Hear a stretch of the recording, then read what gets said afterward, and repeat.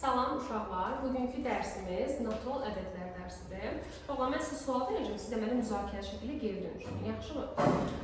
Uşaqlar, tutaq ki, mən sizə deyirəm, buradakı stolları sayın. Necə sayacaqsınız? Neçədən başlayacaqsınız? Birdən başladınız. Sıfırdan başlamadınız, düzdür? Və siz sayanda necə sayacaqsınız? 1, 2, 3, 4, belə sayacaqsınız, düzdürmü? Siz heç sayanda deyəcəksiniz 0,5 stol. Və ya heç deyəcəksiniz -4 stol, ancaq sıfırdan başlayacaqsınız da, düzdürmü? Daha doğrusu birdən başlayacaqsınız. Birdən başlayacaqsınız da, bax buradan yazacağım o da 1, 2, 3, hətta 4 və mənim natural ədədlərə maraqlı odur ki, burada milyon dənə stol da ola bilər, trilyon dənə ola bilər, düzdürmü? Yəni natural ədədlər birdən başlayır, sonsuza qədər davam edir, doğrudur? Yəni bunun sonunu heç keçmək eləmir, aydındır? Əla. Və natural ədədlər çoxluğu, həmin birdən sonsuzluğa qədər yaranan ədədlərimiz natural ədədlər çoxluğu oldu. Natural ədədlər çoxluğu böyük en hərfi ilə işarələnir. Aydın oldu. Burada bir sualımız qalmadı uşaqlar. Aha, əla. Uşaqlar, fikir verin, mən sıfırı saymadım. Onda mən sizə sual versəm ki, sıfır natural ədəddir. Sıfır natural ədəd deyil, aydındır. Əla. Sonra uşaqlar, siz mənə deyin görün. Biz birinci natural ədədləri bildik. Bəs yaxşı, bizim rəqəmlərimiz var. İlk öncə hansı ki o rəqəmlərdən istifadə edib ədədlər əmələ gətiririk. O rəqəmlər hansılardır? Sıfır, bax, mən sizə natural ədəd demirəm, rəqəm deyirəm. Sıfır natural ədəd olmaya bilər, amma sıfır rəqəmdir. Yaxşımı? Hansı rəqəmlərim var? Sıfır, 1, ay sağ ol, 9-da daxil, 3, 4, 5, 6, 7, 8 və 9, düzdür? Və uşaqlar, bu rəqəmlər birləşib ədədlərə əmələ gətirər. Məsələn, adicə bir rəqəmli ədəddən başlayır, məsələn 9. İndi 2 dənə rəqəm götürüb bir dənə 2 rəqəmli ədəd yarat mənim üçün. 46. Deyək ki 46, 4 altını götürür. Bana sən bir dənə 3 rəqəmli ədəd yarat görüm. 243. Ay sağ, 243. Birini də mən yaradım, 1974. Oldu mu uşaqlar? Deməli uşaqlar, bizim rəqəmlərimiz birləşdi, ədəd əmələ gətirdi. Amma hər bir rəqəmin, hər bir ədəddən yeri fərqlidir. Məsələn, burada 9 tək ədəddir də, düzdür? Təklik mərtəbəsi hər zaman sonuna başlayır. Təklik mərtəbəsidir. Təklik mərtəbəsində, təklik mərtəbəsində olan rəqəm 1-ə vurulur. Burada 9 yoxdur. 9 vurulsun 1 deməkdir bu. Həqiqətən də belə deyilmi? Sonra, uşaqlar, bunun mərtəbəsi nədir? Yox, ən sonuna başlayırıq. Təklik yenə həmin qaydada. Ən sonda birinci təklik, sonra onluq, sonra yüzlük, minlik, bu sırayla gələcək. Onda bunun mərtəbəsi təklik, bunun mərtəbəsi nədir? Onluq. Deməli, onluq mərtəbəsi deyirsinizsə, həmin rəqəmi 10-a vuracaqsınız. Yüzlük mərtəbəsi deyirsinizsə, həmin rəqəmi 100-ə. İndi burada onluq mərtəbəsində düzdür, onda 4-ü nəyə vuracaq? Ayşə, 4 vurulsun 10, üstünə də gəlməliyəm 6-ı nəyə vuracaq? 6-nın mərtəbəsi nədir? Təklik mərtəbəsidir. Başa düşürük. Sualımız sonunda belə. Həqiqətən də 4 vur 10, 40, 6 vur 1, 6, 40 ilə 6-nın toplasını 46 eləyər. Onda mən bunun açılışını necə yazarım? Birinci mənə mərtəbələri deyim. Bunun mərtəbəsi? Təklik, onluq, yüzlük. 2 yüzlüksə 2 nəyə vuracam? 100-ə. 2 vurulsun 100. Üstə gəl. 4 onluqsa nəyə vuracam? Malacağız. Bəs yaxşı 3-ü? Malacağız. Çünki 3-ün mərtəbəsi təklikdir. Onda mənə bu tezlik deyin görüm. Biri nəyə vuracam? Mərtəbəsi bəli, nədir? Minlik. Onda bir, baxın çünki təklik, onluq, yüzlük, minlik. Birin mərtəbəsi minlikdirsə, bir vurulsun 1000. Üstə gəl. Sonra 9 vur. Aha, malacağız sizə. Üstə gəl. Üstə gəl. Vur bir. Həqiqətən də uşaqlar. Məsələn, götürək bunu. 2 vur 100, 200, 4 vur 10, 40, 3 vur 1, 1. 3. 240, 3'ü toplasanız bunu verər. Başa düşdünüz? Kimin burada bir problemi qaldı? Heç gəlsin. Əla. Sonra uşaqlar, deməli biz rəqəmlərimizi keçəndən sonra bizdə tək ədədlər, cüt ədədlər yarandı.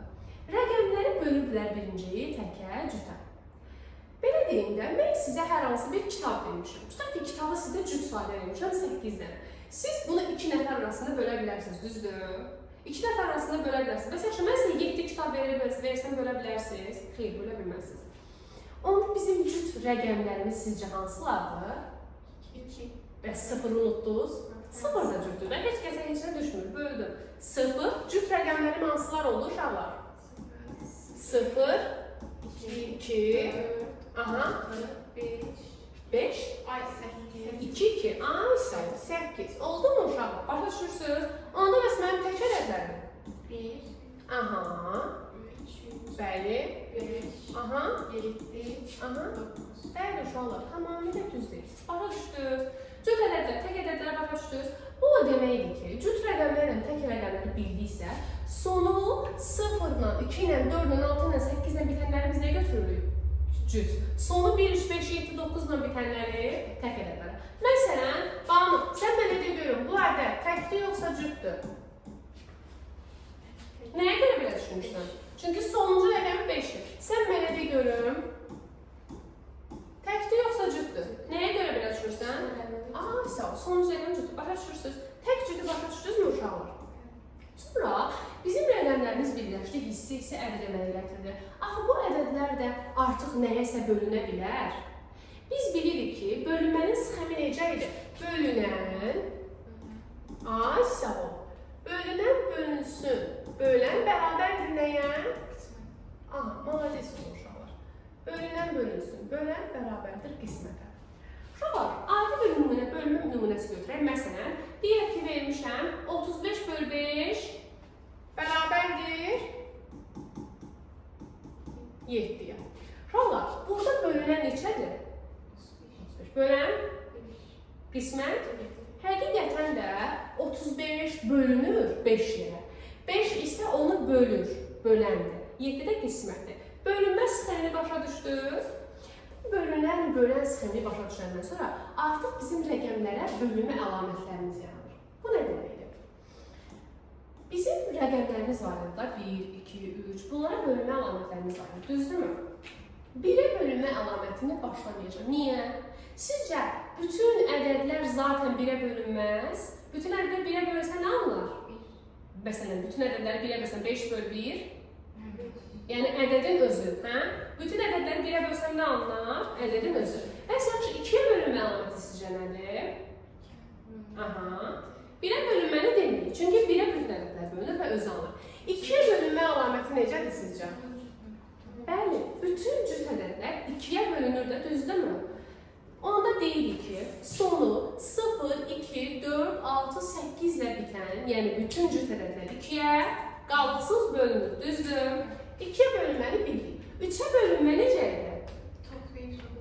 Rəqəmlərinin cəmi. Uşaqlar, 3-ə bölünmə əlaməti necədir? Deməli, deyək ki, mən sizə bir dənə uzun bir ədəd vermişəm. Həmin ədədin rəqəmlərinin cəmi 3-ə bölünürsə, deməli, həmin ədəd də 3-ə bölünür. Məsələn, deyək ki, vermişəm ki, 675, hə? Bunun rəqəmləri cəmi nədir? Hə, rəqəmləri nədir? 6, 7, 5. Bunun rəqəmləri cəmi nədir? 18. 18 3-ə bölünür. 18 3-ə bölünürsə, deməli, 675 ədədi 3-ə qalıqsız bölünür. Başa düşdünüz, 3-ə bölünmə əlaməti necə oldu? Rəqəmləri cəmi 3-ə bölünürsə, bölünür. Aydındır? Ağlasın uşaqlar. 4-ə bölünmə əlaməti necə idi? Ay, sağ ol. 4-ə bölünmə əlaməti necədir? Tutalım ki, mən sizə uzun bir ədəd vermişəm. Düzdür? Uzun bir ədəd vermişəmsə, sizi maraqlandıran son 2 ədəddir. Daha doğrusu, son 2 rəqəmi yaradan ədəd. Məsələn, tutaq ki, bir ədəd vermişəm. Deyək ki, belə bir ədəd. Deməli, 4-ə bölünmə əlaməti necədir? Son 2 rəqəmin yaratdığı ədəd 4-ə qalıqsız bölünürsə, onda bu ədədin özü də 4-ə qalıqsız bölünür. Baxın, burada son 2 rəqəm 24 deyil, ədəd kimi götürsəz. 24 4-ə qalıqsız bölünür, neçə eləyir? 6. 24 4-ə qalıqsız bölünürsə, deməli, bu uzun ədəd də 4-ə bölünərmi? Başa düşdünüz? İndi gəlin 5-ə bölünməyə. Uşaqlar, bir dənə 5-ə bölünmə əlamətinə baxın. 5-ə bölünən ədədlərə baxın. 5, 10, 15, 20, 20. Ay, sağ ol. Fikir ver sıraya. Sonu 0 və 5-ə. 5-ə bölünmə əlaməti. Sonu 0 və 5-ə bölünür. Bütün ədədlər 5-ə bölünür. Malades sizə. 6-ya bölünmə əlaməti necədir? Uşaqlar, 6, indi mən sizə bundan sonra sadə mürəkkəbə izah edəcəm. 6 elə bir ədəddir ki, həm 2 ilə, həm 3-ün hasilinə, yəni vurulmasına bərabərdir. Düzdür? Əgər 6 2 ilə 3-ün hansına bərabərdirsə, onda sizə verdiyim ədəd həm 2-yə, həm 3-ə bölünürsə, o 6-ya bölünür. Deməli, mən sizə bir ədədi vermişəmsə, siz həm onun 2-yə bölünmə əlamətini yoxlayacaqsınız. 2-yə bölünmə əlaməti necə idi? Cüt ədədlər. Həm də onun 3-ə bölünmə əlamətini yoxlayacaqsınız. 3-ə bölünmə necə idi? Rəqəmləri cəmi 3-ə bölünürsə, ədəd özü də 3-ə bölünür. Məsələn, deyək ki, sizə bir ədəd vermişəm. Olsun, belə belə, düzdür uşaqlar? 2 bölünür. Bu ədəd 2-yə bölünür. 2-dən kəsdi qaldı. 3-ə bölünməsində necə yoxlayaram? Rəqəmlərin cəmi toplayarım. Neçə ilə rəqəmlərin cəmi?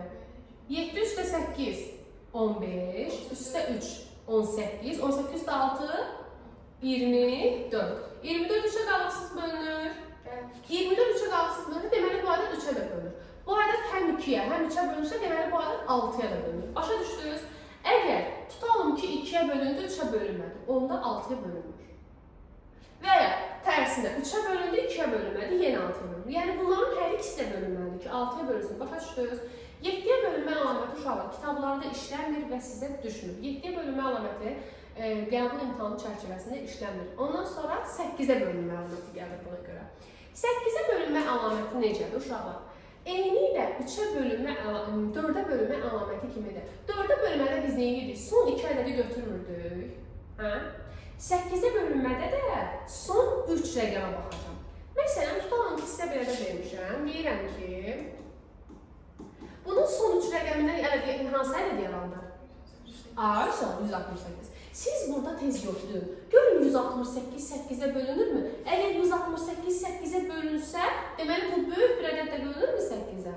Onda gəlin tez yoxlayaq. 168 bölünsün 8. Mən bilirəm ki, 16 8-ə 2 dəfə düşür. 2 vur 8 16. Çıxanda burada gələcək 8. 8-də 8-ə bölsəm 1 və 8-i çıxsam 0.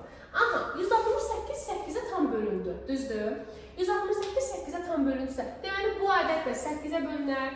8-ə bölünmə əlaməti necə oldu qayda olaraq? Son 3 rəqəm. Ay, sağ ol, son 3 rəqəm. 6-ya bölünmə əlaməti necə oldu? Son 2 ilə 3-ün. Ay, sağ ol, 5-ə bölünmə. 0-da. Aha, malacaq. 4-ə bölünmə. Son 2 rəqəm. Aha. 3-ə bölünmə. Rəqəmlər cəmi. 2-yə bölünmə. Son 2 dolanır. Bəli. 1-ə bölünmə niyə demədim? Çünki Bütün ədədlər zaten 1-ə bölünür də və 1 özü alır, düzdür? İndi gəlir ki, 9-a bölünmə. Uşaqlar, 9-a bölünmə əlaməti də 3-ə bölünmə əlamətinə oxşuyur. Yəni 3-ə bölünmədə necə idi? Rəqəmləri cəmi 3-ə bölünürsə 3-ə bölünür, düzdür? 9-a bölünmə əlaməti nədir? Rəqəmlərin cəmi 9-a bölünürsə, aha, məsələn, deyək ki, sizə vermişəm, deyək ki, sizə vermişəm 9-a bölünmə əlamətində, məsələn, olsun, belə bir ədədinsən. Uşaqlar, bunun rəqəmləri cəmi nədir? Hesablayın. 8 ilə 7-nin rəqəmləri neçə elədir? 15, üstünə də 3, 18 9-a bölünür. Deməli, bu ədəd 9-a bölünərmi? 9-a bölünmə əlamətini başa düşdünüz. İndi gələk 10-a bölünmə əlaməti. Yəni, hansı ədədlər 10-a bölünür? Uşaqlar, bir dənə 10-a bölünən ədədlərə baxın. 10, 20, 30, 40, 50, 60. Sonu 0-da. Bəli, ancaq sonu 0-la bitər, düzdür? Deməli, sonu 0-la bitər. Bütün ədədlər 10-a bölünür. Başa düşdünüz? Bölünmə əlamətindən kimə nə qaranlıq qaldı? Əla. İndi isə gələk, bölünmə əlaqəsini də bildiksə, gələk sadə və mürəkkəb ədəd. Bir görək nə olan şeydir sadə ədəd, nə olan şeydir mürəkkəb ədəd. Uşaqlar, bölünənləri artıq bilirsiniz də, düzdür? Bayaq mən sizə yazdığım nümunələrə 35 bölü 5 bərabərdir 7. 35-ə bölünən demişdim, 5-ə bölən demişdim, 7-də qismət. Niyə 35-ə bölünən dedik? Çünki 35 bölünür. 35 5 yerə bölündü, 7 alındı. Niyə 5-ə bölən dedik? Çünki 5 35-i böldü. Bölünən, bölən anlayışı başa düşdünüz. Məsələn, 8-in hansı bölənləri var? Ən başdan başlayaq da 1, 2, 4, 8. Bəli, 8-in 1, 2, 4, 8 bölənləri var. İndi, Xədicə, sən mənə də görüm 11-in hansı bölənləri var? Aha. 1, aha, 1 və 11. 1-dən və 11-dən başqa heç bir bölən yoxdur. Bəli, sən mənə də görüm 8-in bölənlərini elə bir də sadala. 1, 2, 4, 8. aha. Sən mənə də görüm 24-ün bölənlərini başdan say görüm. 4, Ən başdan başlayaq da 1, 3, aha, 2, 3, aha, 4, bəli, 6, Aha. 7'yə bölünmə 8. Sonra 12. Ən sonda da özü, hə? Sən mənə de görüm 13-ün bölənlərini.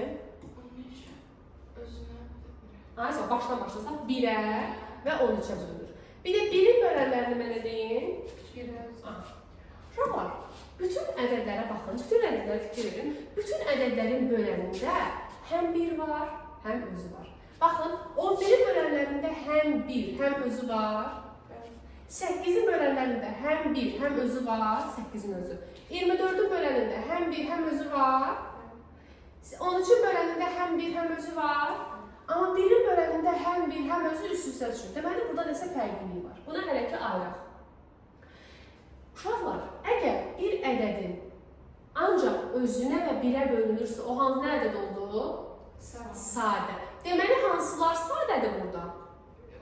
11 ilə 13 sadə ədəddir. Ona görə ki, ancaq 1-ə və özünə, bölünür. Amma 1-ə və özündən başqa böləni varsa, bu artıq, bəli, buna baxın, 8-in 1-dən və özündən başqa bölənləri var. 24-ün 1-dən və özündən başqa bölənləri var. Deməli, 8 ilə 24 necə ədəddir? Mürəkkəb. Başa düşdünüz? Amma uşaqlar, fikir verin, bir nə sadə ədədin, nə də mürəkkəb ədədin tərifinə uymur. Çünki sadə ədədin tərifi buydu ki, 1-ə və özünə bölünür. Amma 1-in 1-ə və özünə bölənləri üst-üstə düşür. Deməli, 1 nə sadə ədəddir, nə də 1 nə oldu? Nə sadə? Bunu sizdən soruşacağım, yaxşımı? Sadə mürəkkəb ədədi başa düşdünüz? Və uşaqlar, sadə ədədləri, mürəkkəb ədədləri başa düşdük, əla. İndi gəlirik mürəkkəb ədədləri vurğulara ayırmağa. Biz bilirik ki, mürəkkəb ədədləri vurğulara ayıranda sadə vurğulara ayıracaq, düzdür? Ən kiçik sadə vurğu neçədir sizcə? Ən kiçik sadə ədəd neçədir? Aha, 2-dir. Ay, sağ ol, 1 olmaz. Çünki bayaq dedik, 1 nə sadədir, nə mürəkkəbdir. Ən kiçik sadə ədəd 2-dir. Sonra gəlir 3. Sonra gəlir 5. Çünki 4 gəlmir, çünki 4-ün başqa böləni var, düzdür? Sonra gəlir 5, sonra gəlir 7, belə verir, düzdür? Sizə istənilən bir ədəd verəcəm. Məsələn, deyək ki, 48. 48 ədədli vurğulara ayrılanda ən birinci hansı sadə vurğuğa böləcəm? 2-yə. 48-i 2-yə bölsəm burada nə qalacaq? 24. 24-ü 2-yə bölsəm 12-ni nəyə bölürəm? 2-yə bölürəm. Burada nə qalaq? Aha, 6-nı 2-yə bölərəm. 3. Deməli, uşaqlar, biz nə edirik? Sadə vurğulara ayırmaq ən kiçik sadəlikdən 2-dən başlayır. Ən kiçik 2-yə bölünürsə, davam edirlər. 2-yə bölünəndə, ucu bitəndə, məsələn, baxın, burada 3 qalır da. 3-ü artıq 2-yə bölmür. 2-yə bölünmə bitsə, keçirəm növbəti bölməyə. Aydındır? Əla. Uşaqlar, deməli, mənim burada sizə 3 dənə sualım ola bilər. 3 dənə sualım. 48-i sadə vurğulara ayırdınız da, düzdür? 48 həmin bu sadə vurğuların hansından ibarət deyil. Mənim burada sizə 3 dənə sualım ola bilər. Birinci sualım, deyirəm ki, uşaqlar, 48-in neçə dənə sadə vurğu var? Neçə dənə sadə vurğu var? 5 dənə, bəli, cavab düzdür. Çünki sadə vurğularını soruşanda bütün sadə vurğularını sayırsınız. 1, 2, 3, 4, 5 dənə var, düzdürmü? İkinci, sizə suala verə bilərəm ki, 48-in neçə dənə müxtəlif sadə vurğu var? Bəli, müxtəlif sadə vurğu o deməkdir ki, müxtəlifləri seçirsiniz. 2-dən var, 3-dən var, 2 dənə, 3 müxtəlif 2 dənədir, bəli. Üçüncü, neçə dənə sadə böləni var? Sadə böləni, bəli, hardan bildik? Çünki sadə bölənlər müxtəlif sadə vurğularla sinonimdir. Müxtəlif sadə vurğu 2 deyilmi? Deməli, avtomatik sadə böləndə 2 olsun. Başa düşürsə olur, əlasız. 48-in sadə vurğularının, müxtəlif sadə vurğularının, sadə bölənləri başa düşdük. Əla. İndi gəlirik 48-in natural bölənlərinin sayına. Natural bölənlərin sayı nə deməkdir, uşaqlar? Məsələn, mən sizə desəm ki, uşaqlar, mənim üçün 48-in natural bölənlərin sayını tapın. Oturub burada başlayacaqsınız 1, 2, 3, 4, 6, 8, 12-yə bölünür, 24-ə bölünür, düzdür, bir-bir sayısı deyilik ki. Çünki mən sizə bəzən böyük ədəd də verə bilərəm, düzdür. Deməli, ədədlərin natural bölənlərinin sayını necə tapıram? Deməli, həmin ədədi vurğulara ayırırsınız, düzdür. Mən bilirəm ki, 48 ədədi həmin ədədlərin vurğularının hasilinə bərabərdir, düzdür, sadə vurğu. Yəni, bu 2 vur, 2 vur, 2 vur, 2 vur, 3 deməkdir. Həqiqətən də oxuya bilərsiniz də. 2 vur 2, 4, 4 vur 2, 8, 8 vur 2, 16, 16 vur 3, 48 elədir. Amma uşaqlar, bu Bu şəkildə uzun-uzun yazmaq məni yorur. Baxın, 2-dən neçədən ədəd? Neçədən 2-ni bir-birinə vurmuşam? 4 dənə 2-ni bir-birinə vurmuşam. Bunu 2-nin üstü 4 göstərə bilərəm. Çünki 4 dənə 2-ni bir-birinə vurmuşam, düzdür? 2-nin üstü 4. Vurulsun, 3 yaza bilərəm, 3-dən 1 yenədir. Uşaqlar, 3-dən 1 yenədirsə, 3-ün qüvvətində nə var? 1 var, 1 gizlənir, düzdür? 1 var. Deməli, natural bölənlərin sayını necə tapırıq? Natural bölənlərin sayını, ümumiyyətlə başda olaraq qısa qeyd edək, natural bölənlərin sayı bərabərdir. O, düsturda da var. Bir ədədin natural bölənlərin sayını tapmaq istəyirsinizsə, həmin ədədləri vurullara ayırırsınız. Aydındır? Həmin ədədləri kitabda vurullara ayırırsınız. Sonra onu belə standart şəklə gətirirsiniz. Yəni, belə uzun-uzun yox, belə yazırsınız. Hər qüvvətin üzərində, qüvvətlər nədir? 48-in qüvvətlərə nə görürsünüz? 4, 1. Qüvvətlərin üzərinə 1 gələ-gələ bir-birinə vurursunuz. Məsələn, birinci qüvvətim 4-dür də, hə? Onda 4-ün üstünə 1 gəlirəm. Vurulsun, o biri qüvvətim də 1 deyil, 1-in üstünə 1. Düzdürmü? Bunu da hesablasam nə edəcək? 5 vur 2, 10. Başa düşdük. Dəqiq uşaqlar. Tam başa düşdük. Əla. Natural bölənlərin sayını bildiniz. İndi keçək 2 dənə ədədin əbobunu və əkobunu. Əbobun deyəndə nə başa düşürsünüz uşaqlar? Əbob deyəndə nə başa düşürsünüz? Böyük, ən böyük ortaq bölən. Belə bir maraqlı şey var ki, mən sizdən əbobu sorursam, bəlkə əbobu hesablaya bilərsiniz. Amma bəzən əbobun nə olduğunu, əbobun hardan gəldiyini başa düşmürük. İlk növbədə gəlin əbobun açılışına baxaq. Uşaqlar, əbobun açılışı ən, ə hərfi yəni ən, B hərfi yəni böyük, O hərfi ortaq, B hərfi bölən. Əbobun açılışı nə oldu? Ən böyük ortaq bölən.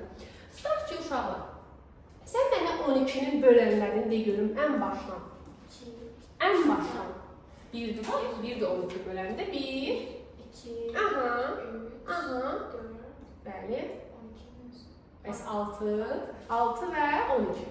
Banu, sən bir 18-in bölənlərini de görüm. 1, Aha, 2, bəli, 4, 3 oldu, 3, 4, 18 4-ə bölünməz. 18 4-ə tam bölünürmü? xeyr, Bölünməz. Sonra gəlir 6, sonra 9, 18 9-a da bölünür, ən sonunda da 18. Uşaqlar, mən sizə 12-nin də bölənlərini yazdım. Bax, bölənlərini yazdım. Bunlar böləndir. Yaxşımı? Hı? 12-nin də bölənlərini yazdım, 18-in də. Yaxşı, mən sizə sual verim. Bunların hansı ortaq bölənləri var? Yəni, hər ikisində olan. Hansı ortaq bölənləri var? 2, Ən başdan başlayaq. 1 var, bəli, doğru deyirsiniz. Sonra nə var? 2, Bəli, 2 var. 3, 3, aha. 6. Malacis. Uşaqlar, indi siz mənə ortaq bölənləri dediniz də, düzdür? Afərin sizə. Bəs indi mən sizə sual versəm, 12 ilə 18-in ən böyük ortaq böləni hansıdır? Ortaq bölənlərin içərisində ən böyük ortaq bölən hansıdır? Başa düşdük? Çünki bu sadaladıqlarınız hər biri onun ortaq böləni idi. Amma ən böyük ortaq bölən artıq əbobdur. Aydındır? Onda 12 ilə 18 üçün əbob nə olar? Ən böyük ortaq bölən. Əbob 12 18 bərabər oldu nəyə? 6-ya. Uşaqlar, mən sizə bölənləri yazmaqla əbobun hardan gəldiyini göstərdim. Əbobun mahiyyətcə nə olduğunu başa düşdünüz? Dəqiq. Amma təbii ki, əbobu belə hesablamırıq. Çünki bəlkə mən sizə böyük bir ədəd verəcəm, oturub bütün bölənləri yazmaq bizim nə qədər vaxtımız alacaq? Əbobun hesablanmaz qaydası necədir? Deməli, əbobu necə hesablayaq? 2 dənə ədəd vermişəmsə, həmin ədədləri vurullara ayırırsınız. Məsələn, 12 ilə 18-i, 12-ni vurullara ayırmaqda köməkli görüm Xədicə. 2, Aha, 6, 2, aha, 3, 3, 1, malacis. 18-i vurullara ayırmaqda köməkli görüm Banu. 2, Aha, aha, 3, bəli, 3, 1. Tamamilə doğrudur. Deməli uşaqlar, indi bayaq sizə əbobun nə olduğunu izah edim, hardan gəldiyini. Amma indi əbobun düzgün hesablaması. Yəni əbob deyəndə bu yoldan istifadə edəcəksiniz. 12 ilə 18-in əbobu necə tapırıq? Yazıram əbob 12, 18. Bərabərdir. Uşaqlar, neylədir? İlk öncə gözəlcə vurullara ayırdım, düzdür? Bəli, bəli. Sonra hər ikisində olanları götürürəm. Məsələn, cütləşdirəndə bir ayaqqabının cütü kimi düşünün. Buradakı iki ilə buradakı kimi bir dənə cüt kimi götürə bilərəm. Olar. Buradakı iki ilə buradakı ikini bir dənə cüt kimi götürüb bir dənə yazıram. Artıq onları cütləşdirib bir dənə iki kimi yazıram. Təzə yazmağın mənası yoxdur, düzdürmü? Bir dənə iki kimi yazdım. Sonra nələri eyniləşdirə bilərəm həm buradan, həm oradan? Ay uşaqlar, bu üçdən də bu üçə eyniləşdirə bilərəm. Bunları da bir eyniləşdirdim. Artıq 2 ilə 3 yerdə qaldı və mənim maraqlandırım.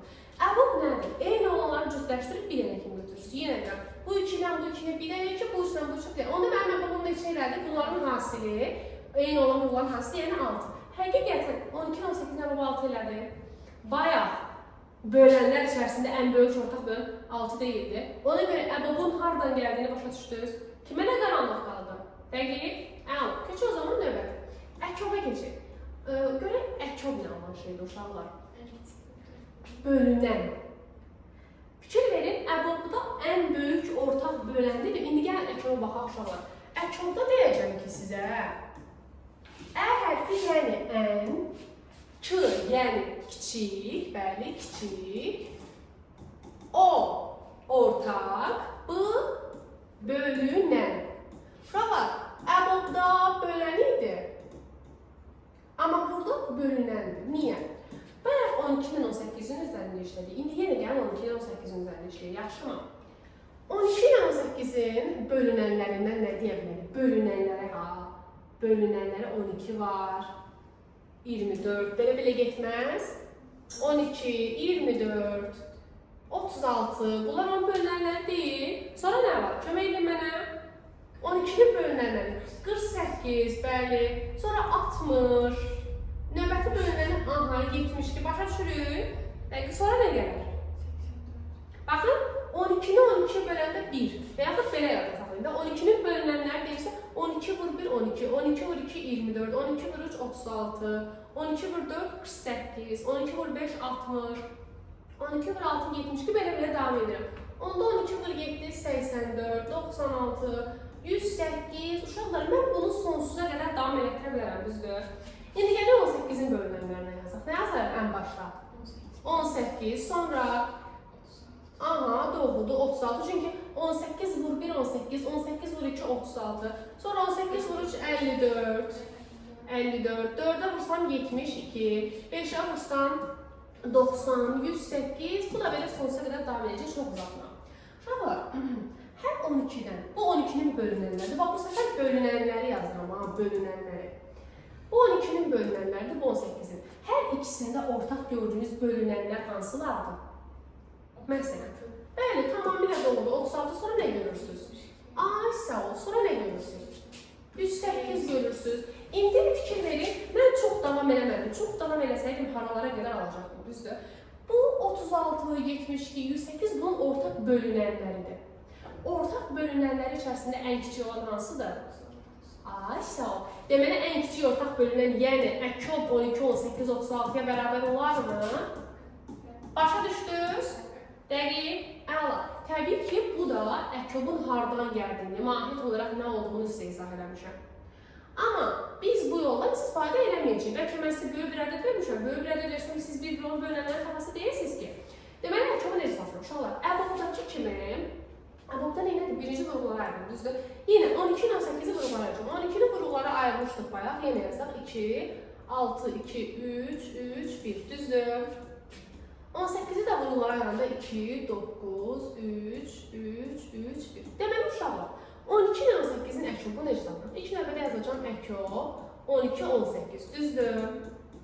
Necə tapıram uşaqlar? Maraqlısı odur ki, birinci əbabdakı kimi eyni olanları götürürəm. Əbabdakı kimi eyni olanlar hansılar idi? Bu 2 ilə bu 2-ni götürmüşdük. Bu 2 ilə bu 2-ni bir dənə 2 kimi yazıram. Hə?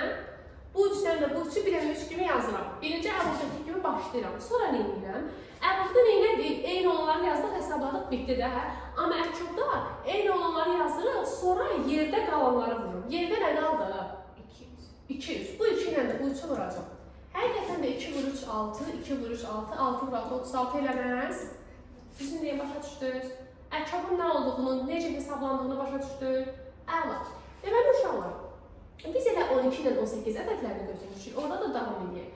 12 və 18 ədədləri üçün əbəbi nə tapmışdıq? Əbəbu 6 tapmışdıq. 12 ilə 18 əbəbu olmaq. Onda buradan qeyd edirəm. Əbəbu 12, 18 nəyə bərabər olmuşdu? Malaziyəsiz. Əbəbu 12, 18 bərabərdir. Bəs indi əkəbu nə tapdıq? Aferin. Əkəb bərabərdir 36. Bir də uşaqlar. 12 ilə 18 ədədi üçün C anlayışı var. Ümumiyyətlə, bütün 2 ədəd üçün C anlayışı var. C nə idi? Ortaq olmayan. Uşaqlar, biz əbəb tapanda neylədik? Ortaq olanları götürdük. Əkəb tapanda neylədik? Ortaq olanları götürdük, bir də yerdə qalanları vurduq, düzdür? Həmin C anlayışı yerdə qalanlar, yəni ortaq olmayan. Məsələn, baxın, yenə 12 ilə 18-i qruqlara ayırıram. 12-nin qruqları belə idi, 2, 6, 2, 3, 3, 1. 18-in qruqları isə 2, 9, 3, 3, 3, 1, düzdür? Uşaqlar, bunlardan hər ikisində eyni olanlar demişdik ki, bu 2 ilə bu 2-dir, düzdür? Burada da eyni olanlar demişdik ki, bu 3-dən bu 3-dür, düzdür? Onda burada ortaq olmayan qruqlar nədir? Ay, sağ ol. C budur. C 2 ədədin ortaq olmayan vuruqlarının hasili. Onda C nəyə bərabərdir? 12, 18 ədədinin C nədir? Ay, sağ ol. Ortaq olmayan vuruqlar 2 və 3-dürsə, bunların hasili, yəni 2 vur 3 bərabərdir 6. Düzün nəyə başa düşdünüz? Tam. Əllasız uşaqlar. Əbəbu başa düşdük, əkəbu başa düşdük, gəldik C anlayışına. C-ni də öyrəndik. İndi bizim bəzi düsturlarımız var. O hansı düsturlarımızdır? Deməli uşaqlar, birinci düsturumuz, ən məşhur düsturumuz. Səbirli olun. Mənim ən birinci düsturum nədir? 2 dənə ədəd vermişəm sizə. Tutaq ki, istənilən ədəddə bir A ədədi, bir B ədədi. Həmin 2 ədədin əbəbunu, həmin 2 ədədin əkobuna vursaz, bərabər olacaq hər zaman həmin ədədlərin hasilinə. Düsturumuz belədir. Birinci düsturumuz belədir. Qeyd edirəm. 2 dənə ədədin əbəbu, yəni tutaq ki, eyni ədəddən söhbət gedir ha. 2 dənə eyni ədədin, tutaq ki, bir A ədədi var, bir B ədədi var. 2 dənə eyni ədədin əbəbunu həmin 2 ədədin əkobuna vuranda bərabər oldu nəyə? Həmin ədədlərin ay sağ ol. Bunu burada necə tətbiq edirik? Bəli. Tutaq ki, nümunə üçün götürək də 12 ilə 18-in əbəbu nə tapmışdıq? 6 tapmışdıq. Əkəbu nə tapmışdıq? 36. Deyilənə görə 12 ilə 18 ədədin əbəbunu əkəbuna vuranda bərabər olur həmin ədədlərin hansını? Yəni həmin ədədlər nə idi? 12 ilə 18 götürmək. Onda 12 ilə 18-in hansına bərabər olmaz? A-nın yerinə 12, B-nin yerinə 18 düşündü uşaqlar. 12 ilə 18-in əbəbu 6 qoyduq, əkəbun yerinə 36. Başa düşdünüz? 6 vur 36 neçə eləyir? 216.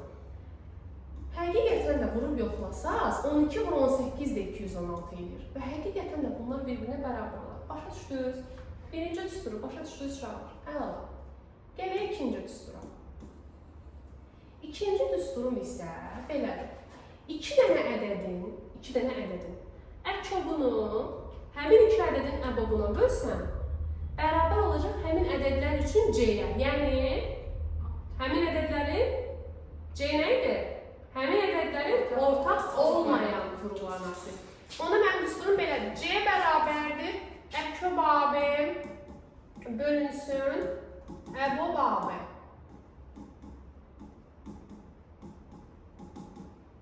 Mənim C ədədim nə idi? 6 deyildi. 12 ilə 18 nümunələri götürək. C ədədim 6 idisə 6 bərabərdir. 12 ilə 18 üçün əkobu nə tapmışdım? 36, bəli. Əbobu nə tapmışdım? Həqiqətən də 36 bölü 6 mənə 6-nı verdi mi? Başa düşdünüz?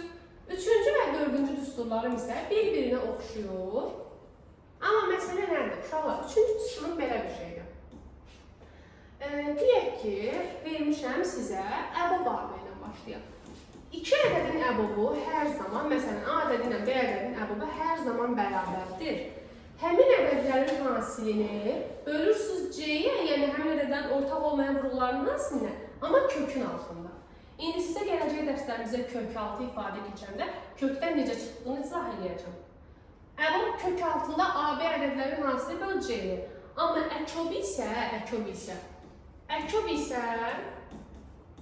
yəni 2 ədədin əkobu isə həmin o AB ədədinin hasilini C-yə vurursunuz, amma kökün altında. Deməli, burada AB-ni C-yə bölürdüm kökün altında. Əkrobda isə AB-ni C-yə bölürdüm. Başa düşdünüz uşaqlar? Burada kiməndə qaranlıq qaldı? Heç kəsə. Əbob, əkrob, natural bölünlərin sayı, müxtəlif sadə bulan sayı, bunlar hamısı sizə başa düşdü. Aydın oldu. Bircə qaldı qarşılıqlı sadə ədədlərimiz. Nə idi qarşılıqlı sadə ədədlərimiz? Bəli.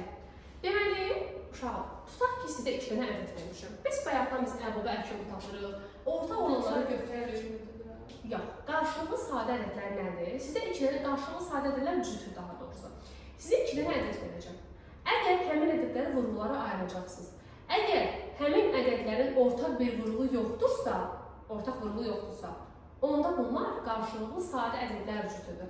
Məsələn, deyək ki, 15 ilə 28. 15-i necə vurğulara ayıram uşaqlar? 15-i vurğulara necə ayıram? 3, 5, 1. 5-də 5-ə bölünür. 28-i necə vurğulara ayıram? 14, 2, 7, 1. Uşaqlar, buna baxın. Bunun vurğuları budur, bunun da vurğuları budur. Ortaq bir vuruq varmı? Ortaq bir vuruq yoxdur. Deməli, 15-dən 28 ədəd qarşılıqlı sadə ədədlər cüt əmələ gətirdi. Başa düşdünüz? Tam. Qarşılıqlı sadə ədədlər cütünü başa düşdünüz. Uşaqlar, qarşılıqlı sadə ədədlərin əbobu sizcə nədir?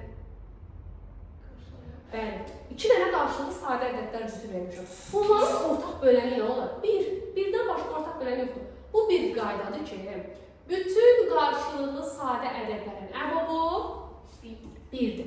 Əkrobu isə onların hasilinə bərabərdir. Bu hardan gəlir? Biz əkrobdan eynidir. Eyni olanları götürürük, bir yerdə qalanları vurulur, düzdür? Burada eyni olan heç nə yoxdur. Yerdə qalanlar elə 3 vur 5, yəni 15. Bir də 2 vur 2 vur 7, yəni 28. Onda əkrob elə bu ədədlərin asılı olmaz. Onda 2 dənə AB ədədi əgər qarşılıqlıdırsa, onların əbobu hər zaman 1, əkrobu isə hər zaman onların hasilidir. Başa düşdünüz? Dəqiq. Kimə nə qaranlıq qaldı? Heç kəsə. Əla uşaqlar, bugünkü mövzumuz bu qədər. İzah bu qədər. Qaranlıq bir şey qalmadısa, keçək tapşırıqlara. Əla.